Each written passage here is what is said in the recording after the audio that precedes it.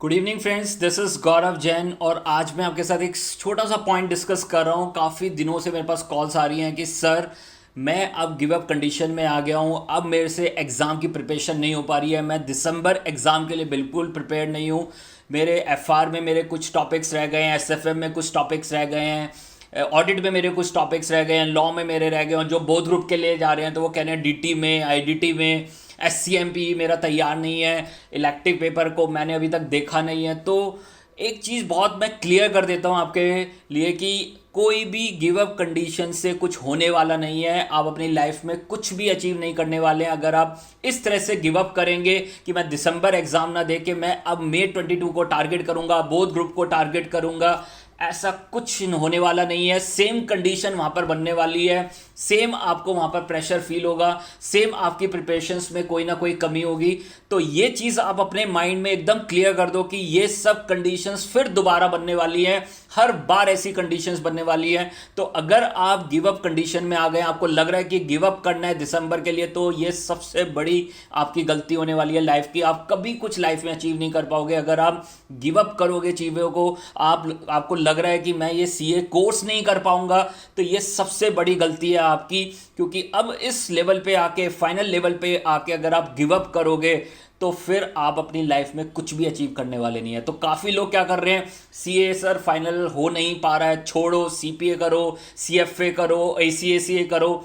इससे कुछ होने वाला नहीं है। जो कोर्स आप पहले कर रहे हो उसको कंप्लीट करो, फिर साथ में एडिशनल आप सीएफए, सीपीए, एसीसीए, एमबीए जो करना है वो करें। तो ये मार्केटिंग टूल्स में ना जाके और सिंपली आपको अपने कैरियर के बारे में सोचना है, हार्ड कोड अपने कैरियर के बारे में सोचना है। और ऐसा नहीं है कि कोई सीए कोर्स की पूरी मार्केट में उसकी वैल्यू खत्म होने वाली है। काफ़ी लोग इतना ज़्यादा मार्केटिंग कर रहे हैं कि सीए कोर्स खत्म होने वाला है, सीए के अलावा कुछ और बहुत सारे कोर्सेज आ गए हैं, सीए करने की जरूरत नहीं है। जितना पैकेज सीए को मिल रहा है उससे ज़्यादा पैकेज सीपीए, सीएफए वालों को मिल रहा है। तो हो सकता है मिल रहा हो, लेकिन मुझे लगता है कि आपको सीए कंप्लीट करना चाहिए और उसके बाद एडिशनल डिग्री के लिए जाना चाहिए, चाहे वो सीए हो, सीपीए हो, सीएफए हो, एसीसी हो, एमबीए फाइनेंस हो, जो मर्जी आप करें, बट सीए को कंप्लीट करके करें। ठीक है, तो ये चीज़ मैं बहुत क्लियर आपके माइंड में कर देना चाहता हूं कि जो लोग ये गिव अप कंडीशंस में आ गए हैं या फालतू की बातों में घूम रहे हैं वहां पर कि अब ये कोर्स आपसे होने वाला नहीं है। नहीं सर, आपको अगर लाइफ में कुछ अचीव करना है तो आपको उसके लिए पेन लेना पड़ेगा।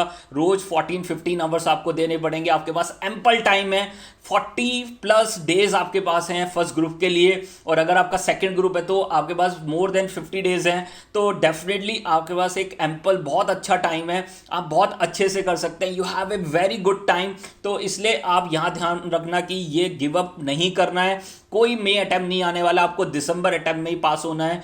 आपको अपना 100% इस दिसंबर अटेम्प्ट में ही देना है। तो ये आपको ध्यान रखना है यहाँ पर।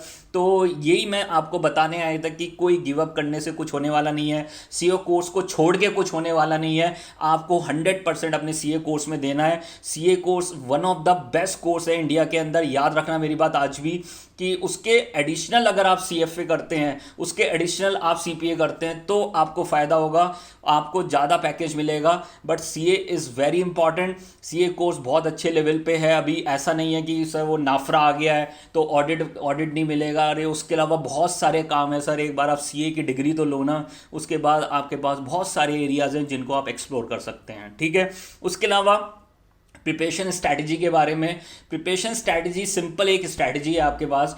14-15 आवर्स आपको डेली पढ़ना है और फिर डेफिनेटली आपका कोर्स पूरा होता चला जाएगा। एक सिंपल स्ट्रैटेजी है। उसके लिए आपको बहुत सारा टाइम टेबल बनाने की ज़रूरत नहीं है। मैंने सिंपल आपको बता रखा है कि 1 घंटा पढ़ो तो काट दो, 2 घंटा पढ़ो तो फिर एक और काटो। तो उससे क्या होगा कि आपको पता चलेगा कि आपका डेली आउटपुट कितना आ रहा है। और ये बेस्ट स्ट्रैटेजी है। मैंने खुद ये सीएफए में सीखी है ये स्ट्रैटेजी।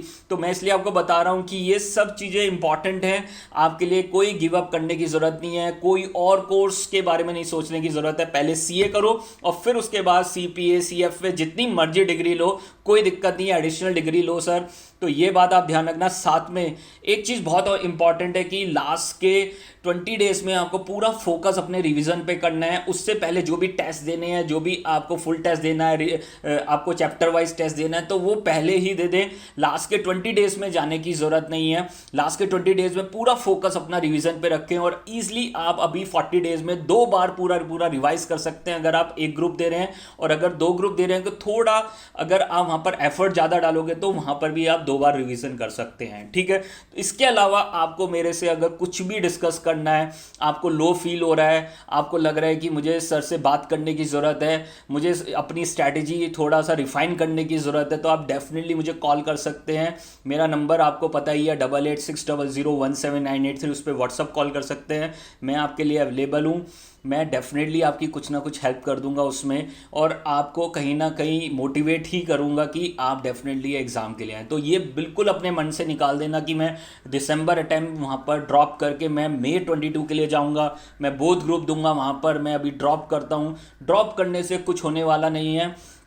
जितना भी आता है, जितना आप रिवाइज कर सकते हैं, अपना 100-200% दे के अपना एग्ज़ाम को टारगेट करें और डेफिनेटली वहाँ पर आपकी विन सिचुएशन आएगी। डेफिनेटली वो विन सिचुएशन बनेगी। गिव अप करने से ज़िंदगी में कभी कुछ होने वाला नहीं है, कुछ आप अचीव करने वाले नहीं हैं। Thank you very much. Wish you all the best.